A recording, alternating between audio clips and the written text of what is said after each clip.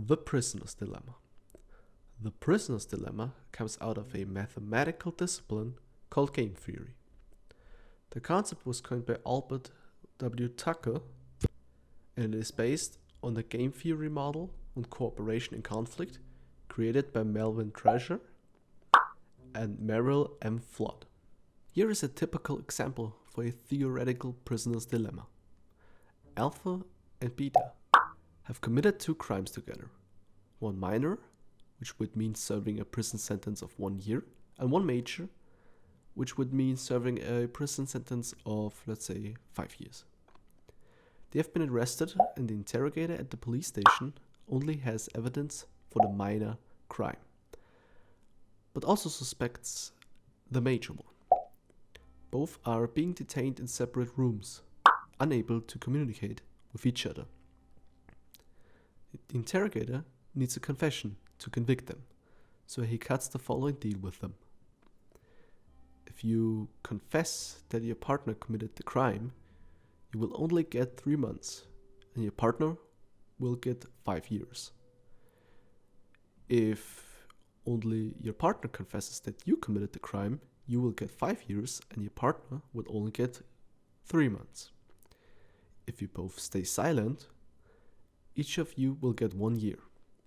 But if you both confess that your partner committed the crime, you will both get 4 years. The interrogator also tells both of them that he will make the same deal with the other partner. So now in total there are 4 scenarios. First scenario, both will stay silent and each will get 1 year. Second scenario, Alpha will confess and Beta will stay silent, which means Alpha gets 3 months and Beta gets 5 years.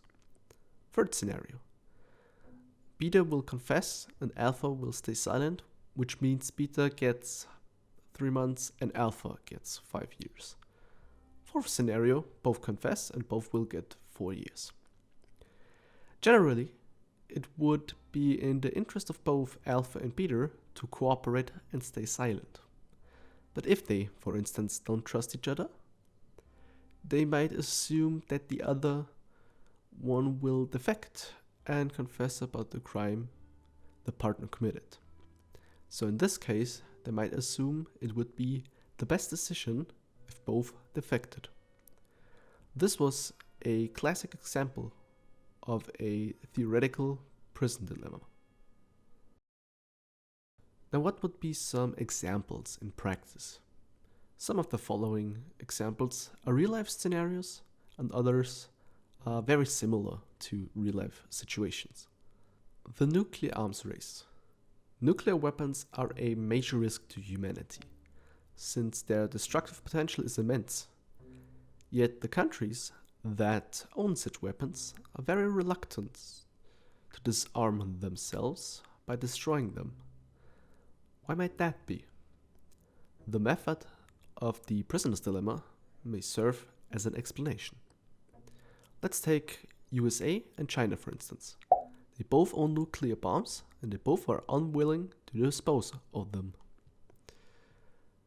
This is because of what is sometimes called a game theoretical trap.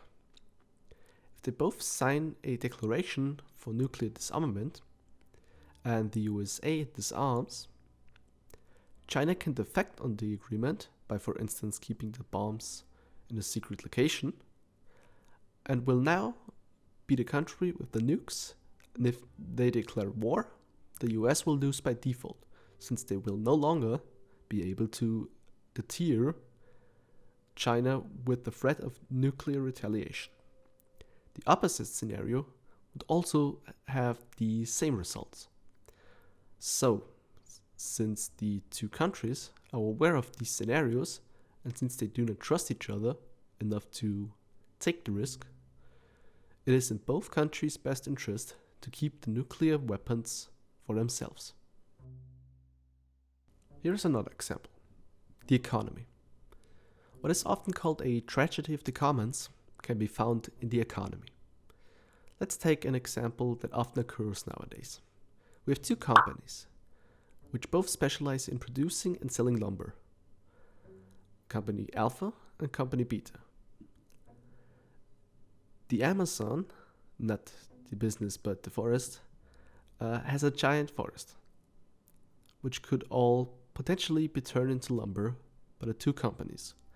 But in the process of deforestation, they would most likely kill millions of animals, destroy the homes of thousands of inhabitants who live there, and harm the environment immensely.